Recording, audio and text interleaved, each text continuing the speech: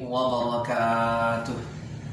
Alhamdulillah, wassalatu wassalamu ala rasulillah wa ala alihi wa ashabihi wa mawalah, amma ba'd. Apa kabar anda sekalian? Mudah-mudahan tetap sehat walafiat dan tetap semangat ya dalam meraih ilmu yang bermanfaat.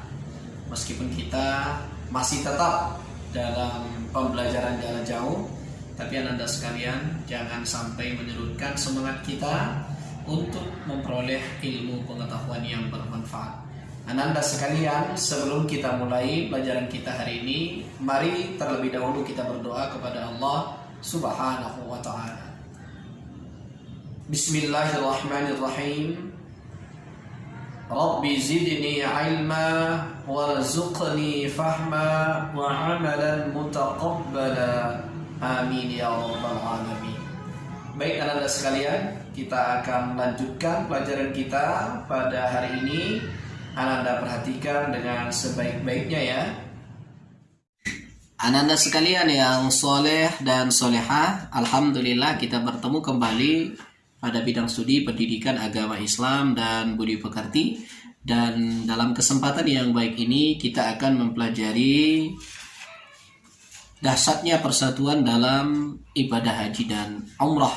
Anda sekalian, pada kesempatan ini kita akan membahas tentang haji terlebih dahulu. Anda sekalian, tujuan pembelajaran kita pada pertemuan ini ada 6 Anda sekalian. Yang pertama, setelah mempelajari ini, Anda mampu mendeskripsikan pengertian ibadah haji dengan benar. Yang kedua, Anda mampu menyebutkan dalil Al-Quran yang menjelaskan tentang wajibnya melaksanakan haji bagi orang-orang yang mampu. Yang ketiga, Anda mampu menjelaskan syarat-syarat wajib haji. Dan yang keempat, Anda sekalian, Anda mampu menjelaskan rukun-rukun haji. Kemudian yang kelima, Anda sekalian, mampu menjelaskan wajib haji.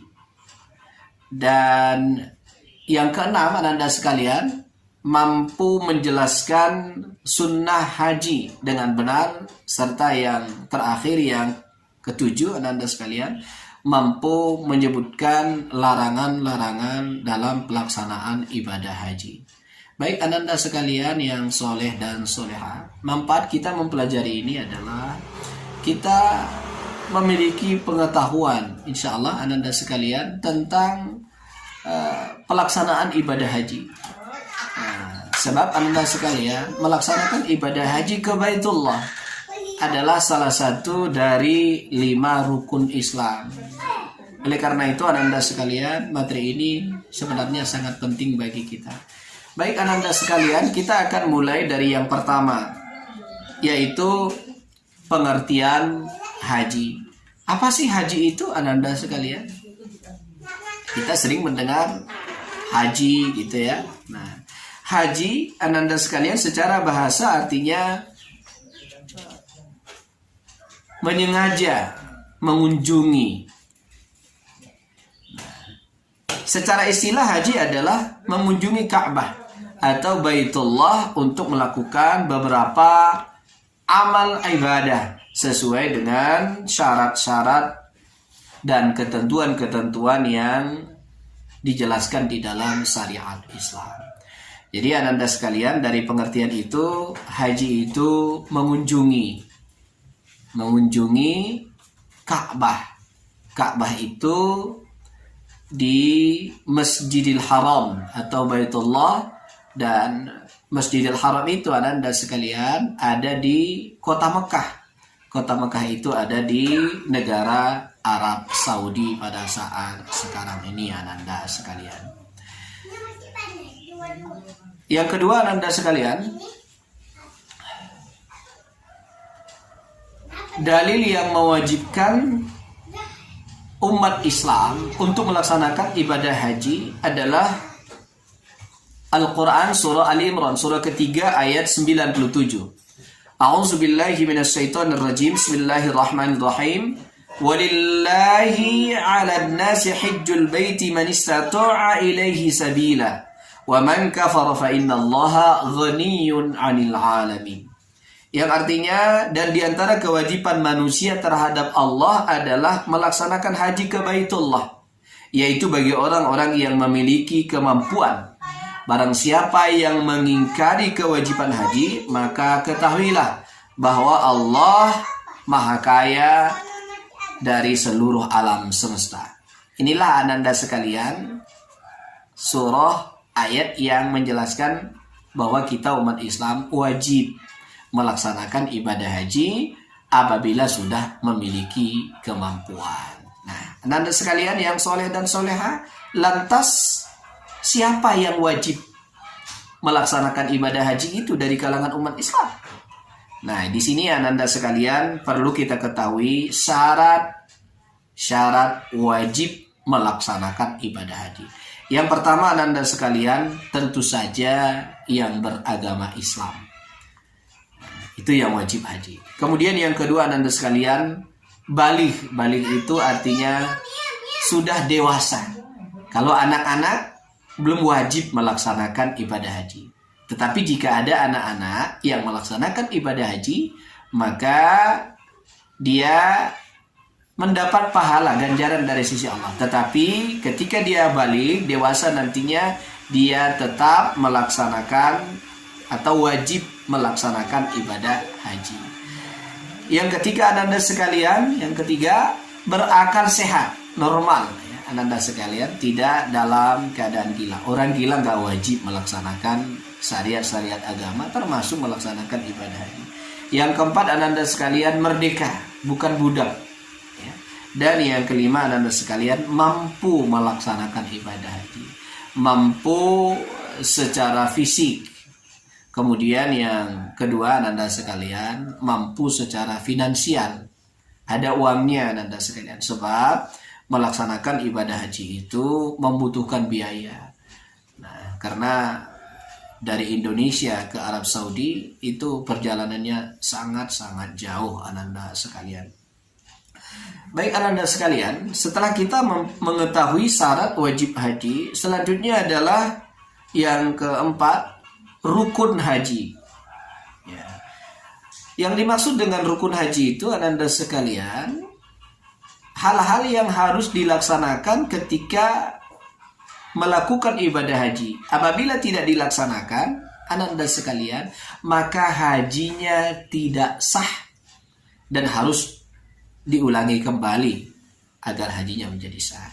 Nah, jadi ananda sekalian, rukun haji ini adalah sangat penting karena berkaitan dengan sah atau tidaknya ibadah haji yang dilakukan. Yang pertama ananda sekalian, ihram disertai niat di dalam hati. Apabila ingin dilaksanakan dengan ucapan, maka kita boleh mengucapkan labbaik Allahumma hajja. Itu lafaz niatnya bila ingin dilafazkan. Ananda sekalian, ini video yang ananda saksikan ini adalah ihram disertai niat. Bagi jemaah haji Indonesia yang ke Madinah, maka ihramnya di Zulhulaifah atau yang biasa disebut dengan Abyar Ali atau Bir Ali. Adapun kalau jemaah Indonesia langsung ke Jeddah, maka miqatnya adalah di atas Yalamlam. Baik ananda sekalian yang dimuliakan Allah. Yang kedua, wukuf. Wukuf di Arafah. Dimulai pada pagi hari tanggal 9 Zulhijjah sampai terbenam matahari pada tanggal 9 Zulhijjah. Ananda sekalian, perhatikan video ini. Ini adalah padang Arafah. Semua jemaah haji harus ada di Arafah ini karena termasuk rukun haji. Apabila tidak ada hadir di padang Arafah ini, maka hajinya tidak sah. Nah, di sini ananda sekalian jemaah haji mendengarkan khutbah, kemudian sholat maghrib, tahmid, tahlil, takbir, dan zikir, doa, baca Al-Quran, serta bertaubat kepada Allah Subhanahu wa Ta'ala. Baik ananda sekalian, yang ketiga, rukun haji yang ketiga, tawaf. Nah, Ananda sekalian perhatikan video ini, Ananda sekalian. Ini adalah video orang-orang yang sedang melaksanakan ibadah haji, sedang melakukan tawaf. Tawaf itu, Ananda sekalian, mengelilingi Ka'bah. Sebagaimana Ananda saksikan ini, mengelilingi Ka'bah sebanyak 7 kali putaran.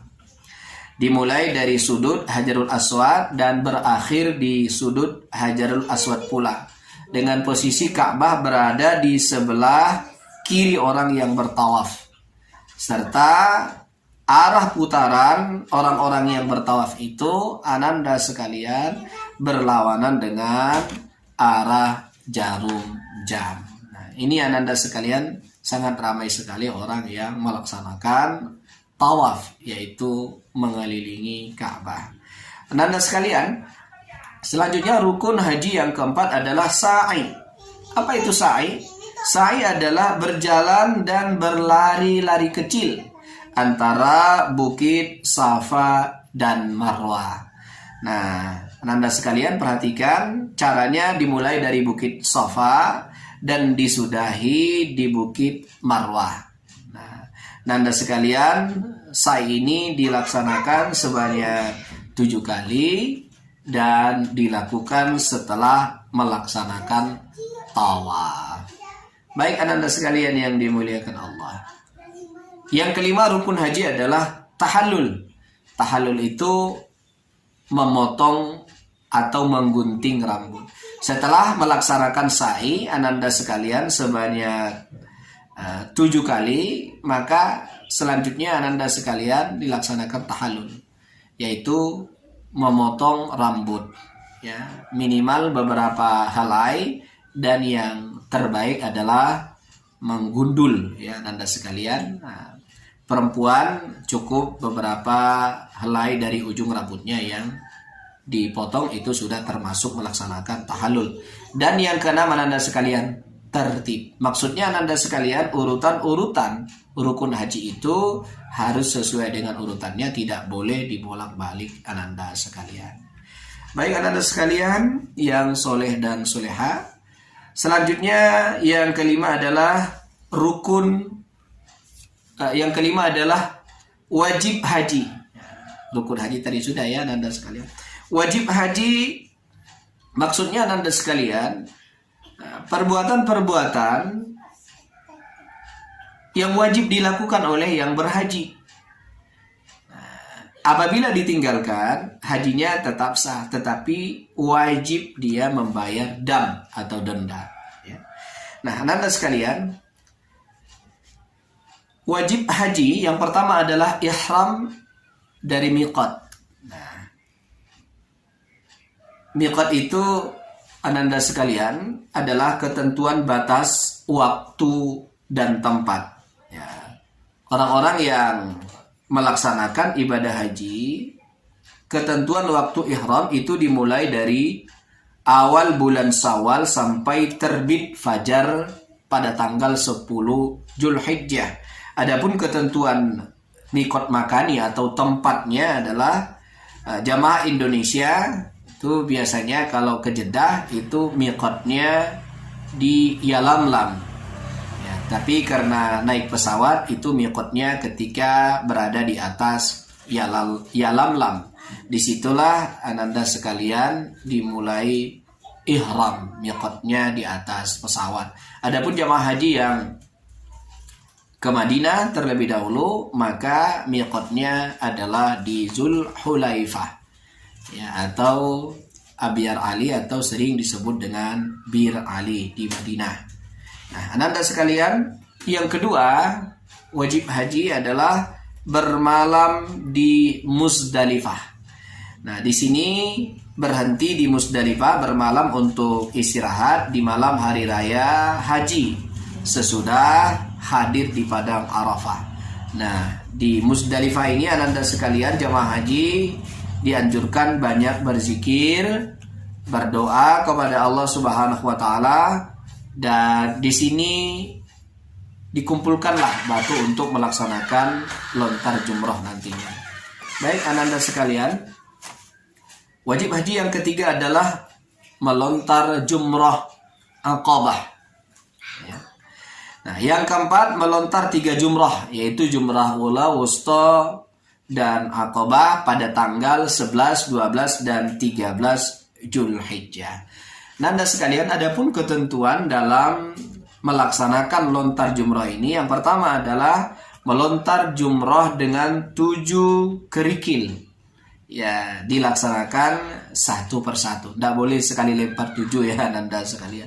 Kemudian yang ketiga, menertibkan 3 jumrah. Artinya jumrah ula dahulu, kemudian wusta, kemudian jumrah Aqabah. Kemudian ketentuan melontar jumrah yang lainnya adalah alat melontar merupakan batu kerikil Ananda sekalian. Baik Ananda sekalian, kemudian wajib haji yang kelima adalah mabit atau bermalam di Mina. Dan yang terakhir Ananda sekalian, wajib haji itu adalah tawaf wada, yakni tawaf yang dilakukan ketika hendak meninggalkan Masjidil Haram, kembali ke tanah air. Baik Ananda sekalian, selanjutnya sunnah haji. Ananda sekalian, yang dimaksud dengan sunnah haji adalah serangkaian kegiatan yang apabila dilakukan akan mendapat ganjaran atau pahala di sisi Allah Subhanahu wa taala. Namun apabila tidak dikerjakan tidak mendapat dosa dan hajinya tetap sah. Yang pertama Ananda sekalian membaca talbiyah. Kalau Ananda sering mendengar ucapan labbaik Allahumma labbaik labbaik la syarika laka labbaik innal hamda wan ni'mata laka wal mulk la syarika lak. Nah, itu namanya talbiyah ya Ananda sekalian. Nah, mengucapkan ini adalah sunnah hukumnya dalam melaksanakan ibadah haji. Yang kedua, Ananda sekalian berdoa sesudah membaca talbiyah tadi. Ya. Doa sesuai dengan kebutuhan kita Ananda sekalian. Nah, kemudian yang ketiga, membaca zikir sewaktu tawaf atau mengelilingi Ka'bah tadi. Kemudian yang keempat, sholat sunat 2 rakaat di belakang maqam Ibrahim ya. Kemudian yang kelima Anda sekalian masuk ke dalam Ka'bah. Nah, ini tentu bagi orang-orang yang diberikan izin oleh petugas keamanan Masjidil Haram untuk bisa memasuki Ka'bah tersebut. Baik Anda sekalian, yang terakhir larangan haji selama ihram. Nah, Anda sekalian, penting diperhatikan beberapa larangan baik bagi laki-laki maupun perempuan dalam melaksanakan ibadah haji ketika sedang berihram. Yang pertama adalah bagi laki-laki tidak boleh memakai pakaian berjahit. Pakaian berjahit itu ya seperti yang saya pakai ini Anda sekalian. Jadi yang dipakai itu adalah pakaian ihram. Yang kalau Anda lihat orang-orang yang berhaji memakai pakaian serba putih ya, itu yang disebut dengan pakaian ihram, itu yang dipakai. Kemudian yang larangan yang kedua, menutup kepala. Tidak boleh memakai penutup kepala ketika sedang ihram. Sedangkan bagi perempuan Anda sekalian, larangannya adalah menutup muka dan telapak tangan. Adapun larangan bagi laki-laki dan perempuan, yang pertama adalah memakai wangi-wangian. Kemudian yang kedua, menghilangkan rambut atau memotong rambut. Kemudian memotong kuku, menikah atau menikahkan, itu tidak boleh selama ihram. Melakukan hubungan suami istri dan berburu binatang. Semuanya ini adalah larangan-larangan dalam melaksanakan ibadah haji. Baik Ananda sekalian, demikian dulu yang bisa kita pelajari pada kesempatan ini, mudah-mudahan bermanfaat dan ini menjadi perbendaharaan ilmu bagi kita, sebab Ananda sekalian semua kita pasti menginginkan untuk bisa melaksanakan ibadah haji ke Baitullah. Mudah-mudahan tercapai. Ananda sekalian tetap semangat dalam belajar. Terima kasih. Assalamualaikum warahmatullahi wabarakatuh.